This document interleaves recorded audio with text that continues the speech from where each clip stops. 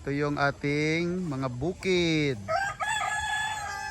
Tapos ito yung ating chicken grill. Ganda ng view. Oh.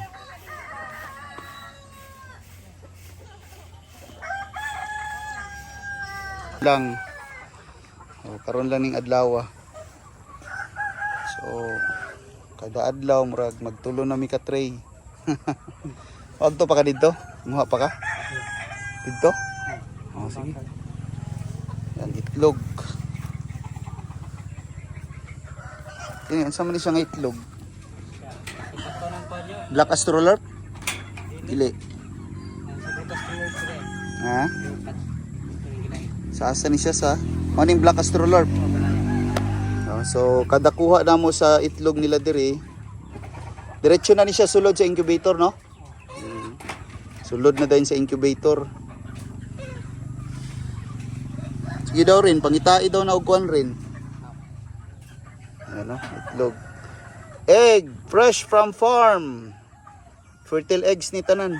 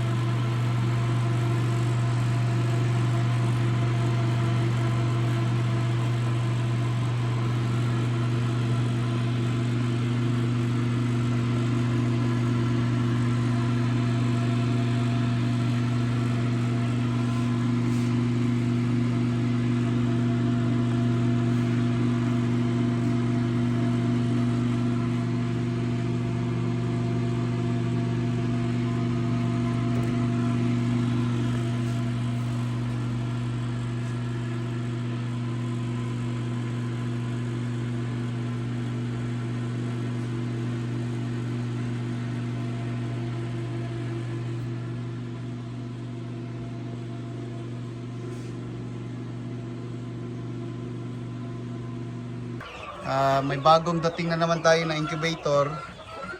Yung isa nasa nasa stock area natin, ito nasa farm. So, bagong ano natin, acquired na incubator. So okay din yung ano niya. So lahat ng mga itlog na nakukuha natin sa breeder natin, nalagay na natin diretso dito.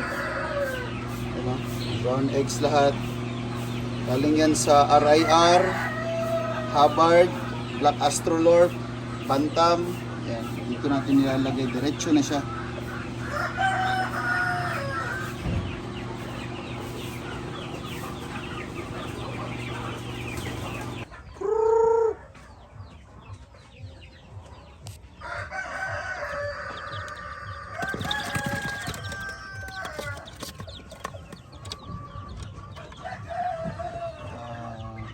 Yung ano natin, 2 weeks.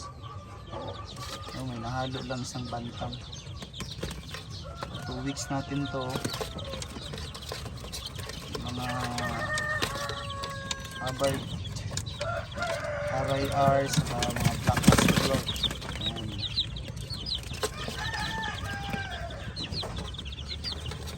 So ito 2 weeks. Natin to, yung kagagaling lang sa incubator natin.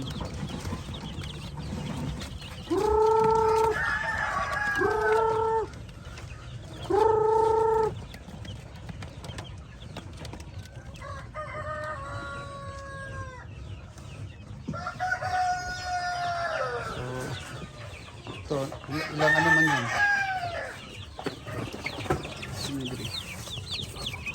Sila kasi mahalan eh. 1 month? Okay, 1 month. So yung 1 month bantam natin. 1 month bantam chicken. 1 month bantam.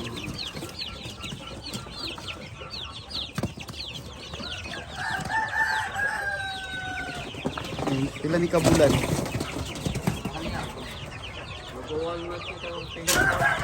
1 month pa to? O 1 month pa to dito? Okay yan. Parang 24 yan. And almost 1 month to dito.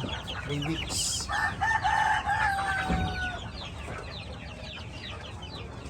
Meron tayong DTR. Meron tayong Hubbard. RIR din yan.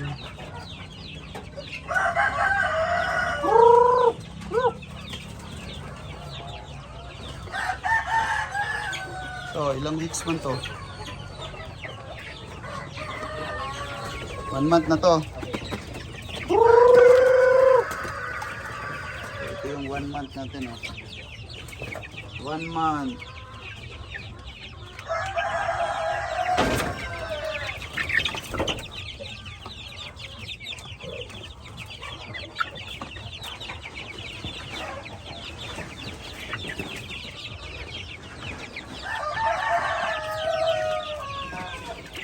Dire. Dire, 1 month po na eh. Okay.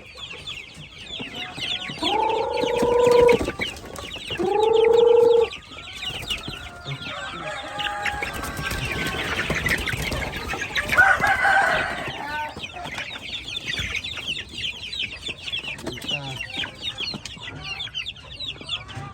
1 month.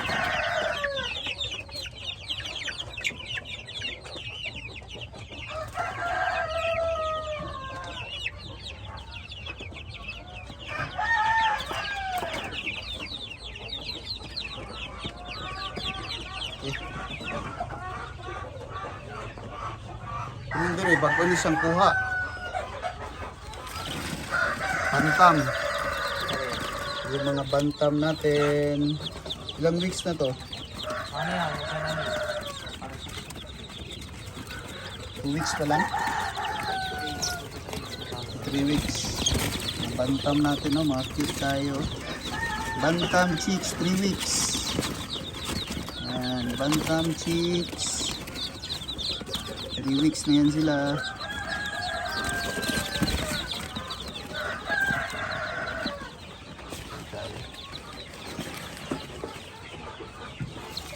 Bantam gapon. Sila ni ka wiki. Ano pa lang yun? Dapat pa lang yun. Hapon pa lang to. Day old pa lang to na mga bantam chicks. I-close mo talaga to.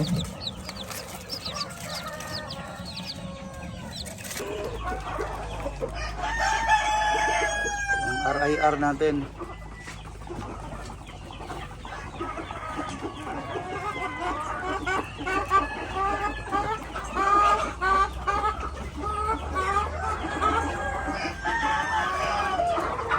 Itong black astrolot natin. Yan.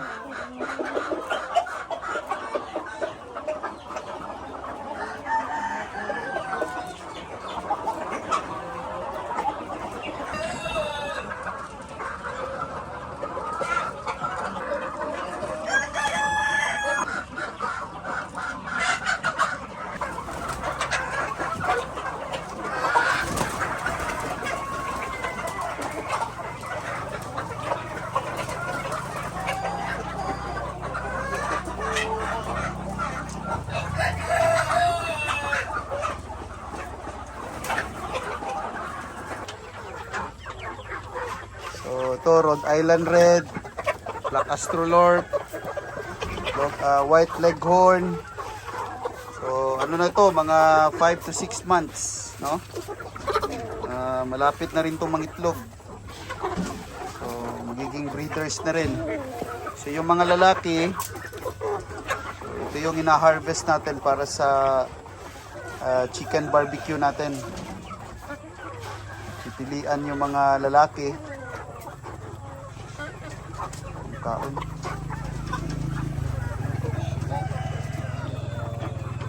Ito, kapit yung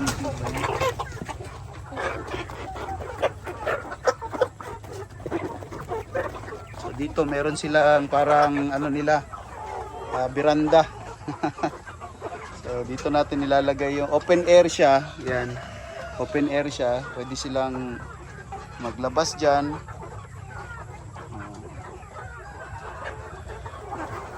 So yun ang pagka-design ng kulungan natin. So dito sila kumakain. Yan, meron silang patungan. Tapos meron silang gusto nilang magpahangin. Meron din silang pwedeng outlet. Yan, sila dadaan. Doon sila sa labas.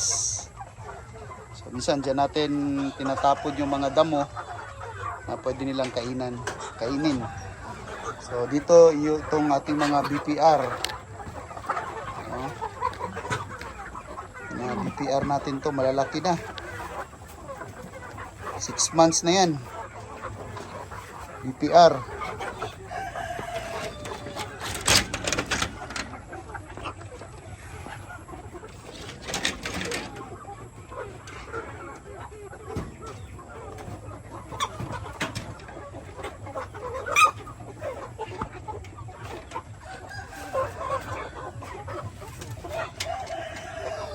Uy, lumabas na. Balik na sila. Ito yung BPR na natin. Yan. Hello BPR.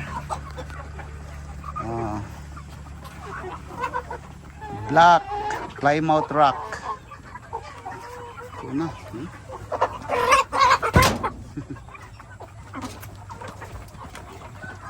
BPR. Yan. So, this year lang ito, no? Yung BPR natin. So, ngayon, malalaki na. Yan.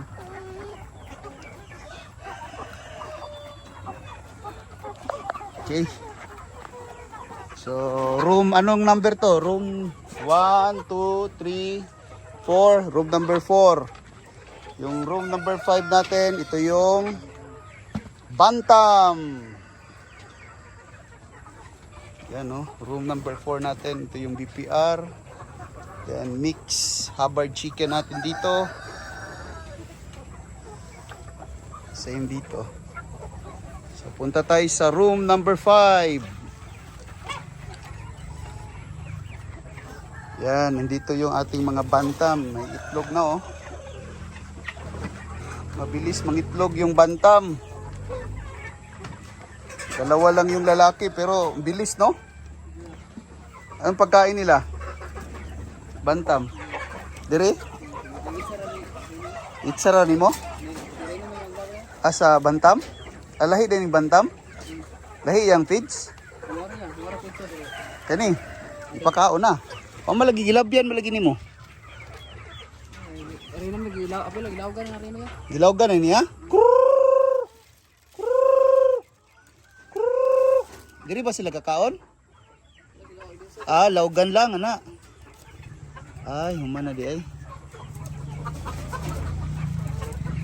Tignan natin eh. Glass ba ni sila? Asa sulod? Okay. So, ito yung mga bantam natin, mga cute na chicken. Ano? Yan. Yan. So marami nandun sa labas. Ito sa ano nila, sa open air nila. Yan o. Doon sila. Yan, mga bantam.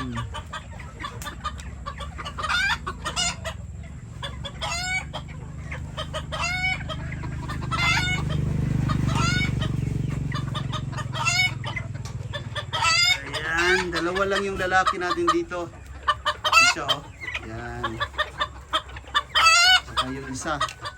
Yan. Yan. Magandang kulay doon oh. Ito. Parang ano. Parang magandang kulay. Yan. Sige, labas na tayo kay ma-stress sila. So ito yung mga itlog nila. Yan. Meron isang nangingitlog. Ito marami na rin. So mabilis mangitlog ang bantam. Yan ito. Yan sa kabila, room number 6.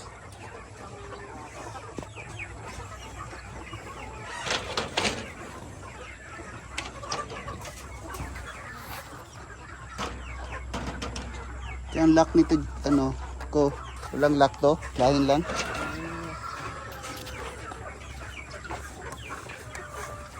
Mana ni? Nakapakaon? Mana ni? Okay. Room number 6. Ito, merong Black Astrolorp, merong RIR, meron ding Hubbard. So, nasa 5 months ito. 5 months. So, yung mga lalaki dito, pipilian lang natin sino yung magandang breed. Pang breed natin, pang magiging breeder natin. So, yung hindi masyadong maganda, yun yung para sa farm grill natin. Chicken grill.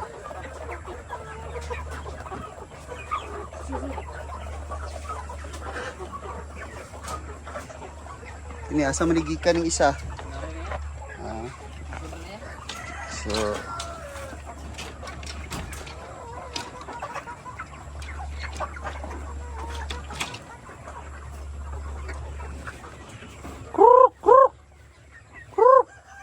asa man siya diri murag diri siya musulod. Taga diri siya? Ha? Saag.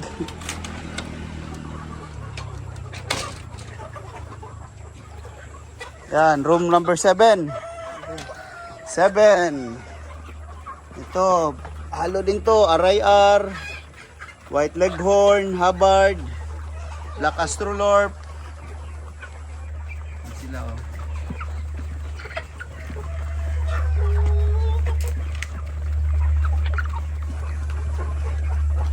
Room number 7. Ayan, meron din silang ano doon. Pag gusto nila ng open air, lalabas-labas sila. May silang area. Ito yung grower house natin. 10 kwarto.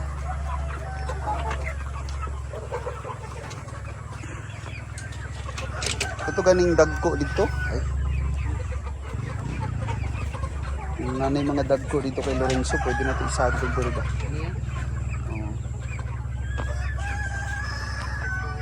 Daghan magwa ng aon. Inay man kaon. Gani ha. Pila ni kabulan ni? 3 months? Bagong transfer ni? 3 months. Same lang ani. So ito yung 3 months natin. 3 months. May BPR. May Hubbard.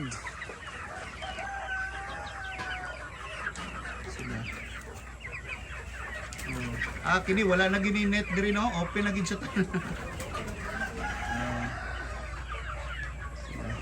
Pwede na ni dungagan diri ba? Kung dagko na gani dito.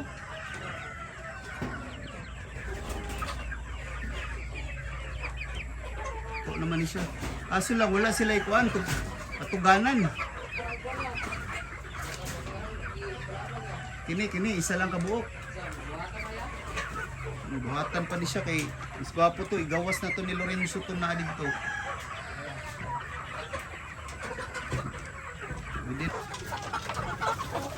So 4 months din to.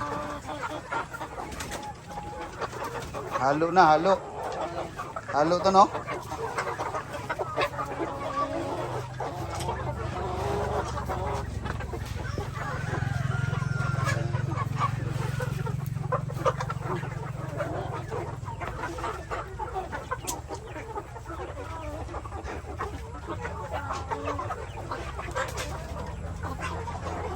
So, room number 9 to no? 9.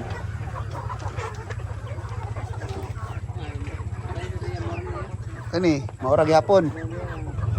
4 months gyapon eh.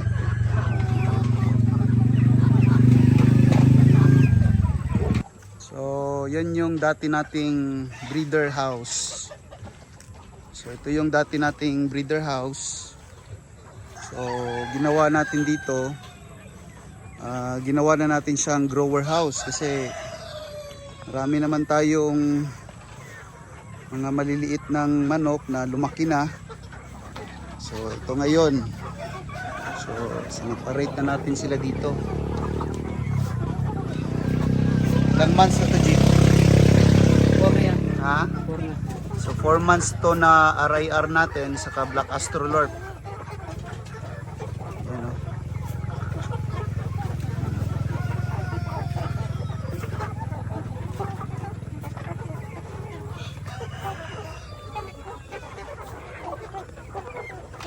Four months.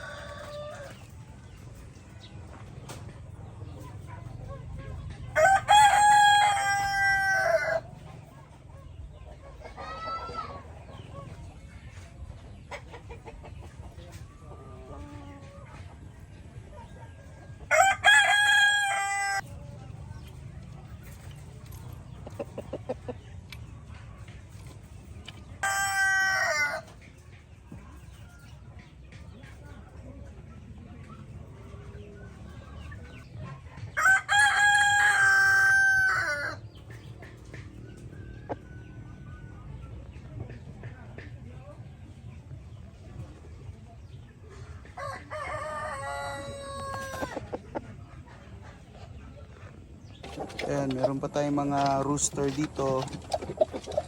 Ayan. So, sineparate natin to mga 1, 2, 3, 4, 5. No, ng mga rooster. Meron din dito sa labas. So, ito yung mga reserve natin. Ito. Mga rooster. Ito pa. Ayan.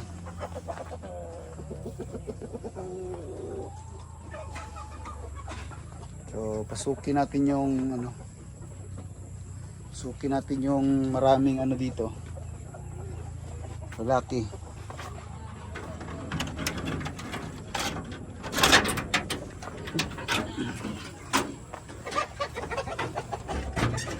Yung mga rooster natin.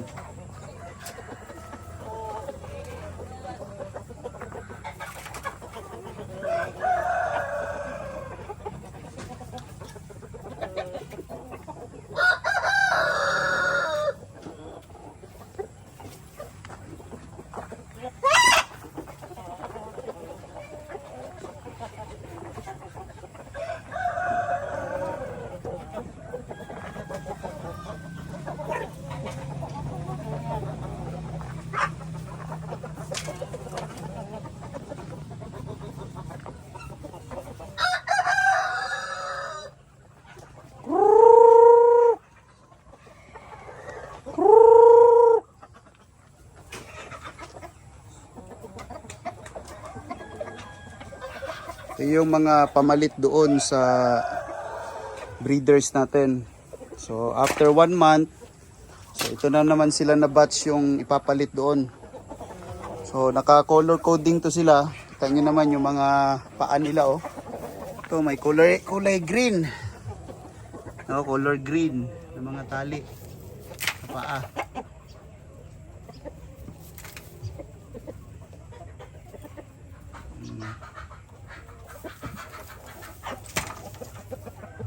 So after 1 month, So sila na naman yung ipapasok doon. Yung mga nandoon, lalagay na naman dito.